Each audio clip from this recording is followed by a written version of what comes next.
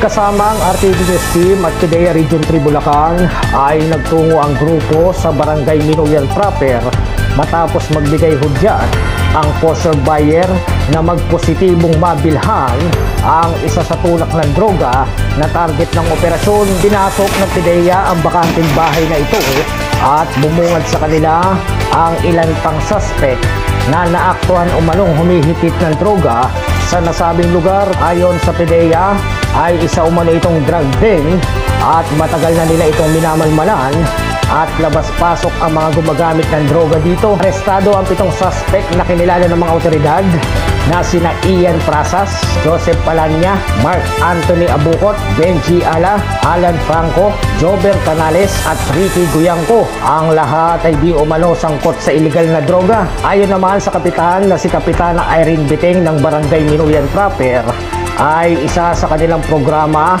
ang linisin at sugpuin ang illegal na droga sa kanilang barangay. Nakumpiska naman sa mga drug suspect ang 6 na pirasong sachet na naglalaman ng hinihinalang shabu na nasa street value na 28,000 piso, illegal paraphernalia at na-recover naman ang buy-bus money. Naharap ngayon ang 7 suspect sa kaso may kinalaman sa Republic Act 9165 o Comprehensive Dangerous Drugs Act of 2002. Para sa RTV News, Unil Manuel, umaragasa sa balita.